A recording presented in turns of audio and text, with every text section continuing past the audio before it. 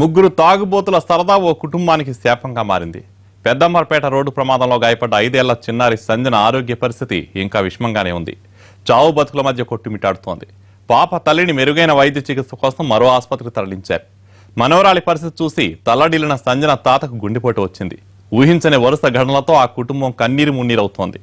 ఈ ఘోరానికి కారణమైన ముగ్గురు తాగుబోతుల్ని కటకళ్ళలకు పంపారు పోలీసులు.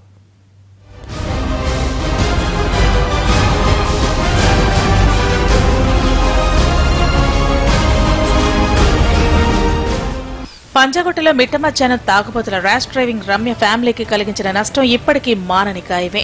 సరిగ్గా అలాంటి ఘటనే 2 రోజుల క్రితం హైట్ నగర్ పెద్దంపర్పేటలో మరో కుటుంబానికి పీడకలగా మారింది. ఇక్కడ కూడా తాగుబోతుల ర్యాష్ డ్రైవింగ్ లో గాయపడ్డ తల్లి కూతుళ్లు ఆసుపత్రిలోనే ఉన్నారు. ఓ ప్రైవేట్ ఆసుపత్రిలో చికిత్స పొందుతున్న 5 ఏళ్ల సంజన పరిస్థితి ఇంకా విషమంగానే ఉంది. వెంటిలేటర్ పై చికిత్సను అందిస్తున్నామని వైద్యులు తెలిపారు. ఇంకో 24 గంటలు గడిస్తే గానీ ఏమీ చెప్పలేమంటున్నారు. ప్రస్తుతం చిన్నారి సంజన కోమాలోనే ఉందంటున్నారు. సంజన తల్లి శ్రీదేవిని మెరుగైన చికిత్స కోసం మరో ఆసుపత్రికి తరలించారు. చిన్నారి ఐసీయూలో ఉండటం, ఆమె తల్లి ఆసుపత్రిలో చికిత్స పొందుతుండటంతో సంజన తాత గుండెపోటుకు గురయ్యారు. ఆయనకు చికిత్స అందిస్తున్నారు. ప్రస్తుతం సంజనతో పాటు ఆమె తల్లి తాత ఒకే ఆసుపత్రిలో చికిత్స పొందుతున్నారు. సంజన కుటుంబానికి పీడకలు మిగిల్చిన 3 తాగుబోతులను అరెస్ట్ చేశారు పోలీసులు. వారి శాంపిల్ సేకరించి ఫోరెన్సిక్ ల్యాబ్ కు పంపించారు. ఆ రిపోర్టులు వచ్చిన తర్వాత నిందితులపై కఠిన చర్యలు తీసుకుంటామని రాచకొండ పోలీస్ కమిషనర్ తెలిపారు. పేషెంట్ సేమ్ కండిషన్ నిన్నటి మాదిరే వెంటిలేటర్ మీదే ఉన్నారు. అంటే కనీసం సంజ్ఞలు చేయడం కానీ అటువంటి పరిస్థితి ఏం లేదు. ఇంకా కోమాలో ఉంది అనుకోవచ్చా? సేమ్ కోమా మాదిరే ఉన్నది, అట్లాగే ఉంటుంది.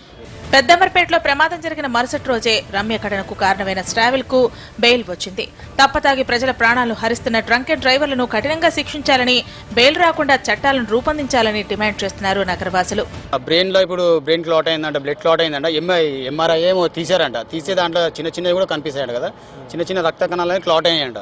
దానికి మెడిసిన్ ఇస్తున్నారు. ఇంకా ఈ లెక్కి కూడా ఏమో పట్టి ఏమో వేస్తారంట.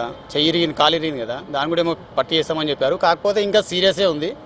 ఇంకా ఏం దానికి హోప్ అయితే లేదు. ఇంకా బెటర్ అయిందనే చెప్పలేను, ఇంకా సీరియసే ఉందని చెప్తున్నారు. రమ్య ఘటన మరవక ముందే మళ్లీ అలాంటి ప్రమాదం జరగడంపై నగరవాసులు తీవ్ర ఆగ్రహం వ్యక్తం చేస్తున్నారు. ఇలాంటి ఘోరాలు జరగకుండా కఠిన చర్యలు తీసుకోవాలని డిమాండ్ చేస్తున్నారు.